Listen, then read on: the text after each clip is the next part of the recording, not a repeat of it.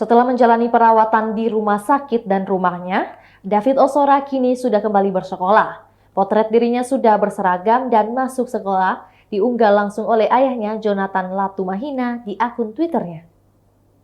Joe menjelaskan jika David yang kini masuk sekolah adalah bagian dari terapi kognitif atas rujukan rumah sakit tempat korban penganiayaan Mario Dandi itu dirawat. Tak hanya itu saja, David juga sudah bisa berjalan tanpa dibantu dengan alat berjalan lagi, sehingga membuat dokter mengurangi jumlah obat yang dikonsumsi. Namun sepertinya dendam Joe tidak berhenti sampai putranya itu bisa masuk sekolah lagi. Di keterangan unggahannya itu juga, Joe berjanji akan membongkar permainan mafia birokrat di Kementerian Keuangan, termasuk awal mula kasus anak pejabat Dirjen Pajak itu muncul ke publik.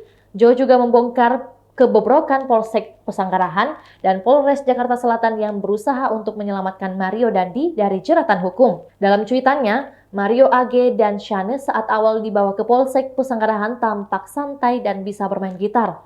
Mario juga saat itu menjanjikan pada Tante AG jika kekasihnya akan aman dan akan diurus oleh ayahnya Rafael Alun Trisambodo. Hingga akhirnya Mario sadar jika ayahnya tak bisa membantunya dalam kasus kali ini.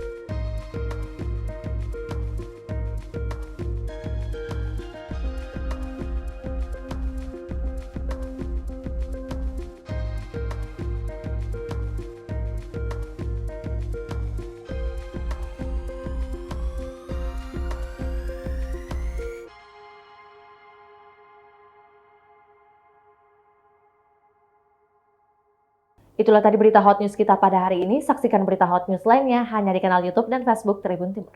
Terima kasih sudah nonton. Jangan lupa like, subscribe, dan share ya.